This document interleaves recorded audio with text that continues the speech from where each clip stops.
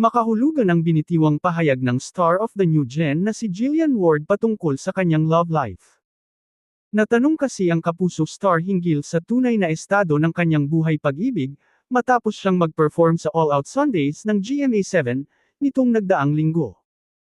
Kinanta ni Jillian sa programa ang bago niyang single na may titulong, Pumapag-ibig.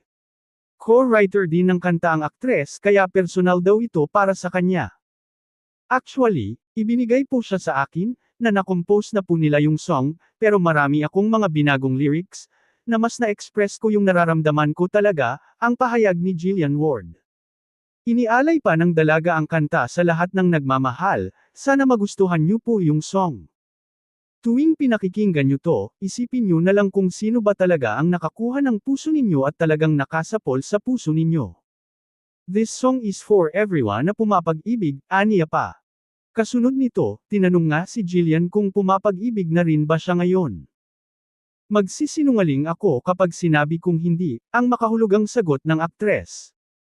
Pero hindi na nagbahagi ng iba pang detalye ang aktres about her love life. May mga nagsasabing mukhang si Eman Bacosa Pacquiao raw ang tinutukoy ng dalaga. Si Eman Pacquiao at Jillian Ward ay madalas magkasama. Sinamahan ng dalaga si Eman maging sa laban nito sa boxing. Maraming ang video ang magpapatunay na mayroon ang namamagitan sa kanila, dahil sa pagiging sweet sa isa't isa. Matatandaang sa past interview ni Jillian ay nabanggit niyang handa na siyang magkaroon ng boyfriend. Sa katunayan, may nanliligaw daw sa kanya at nag-promise na ipakikilala niya ang guy sa tamang panahon.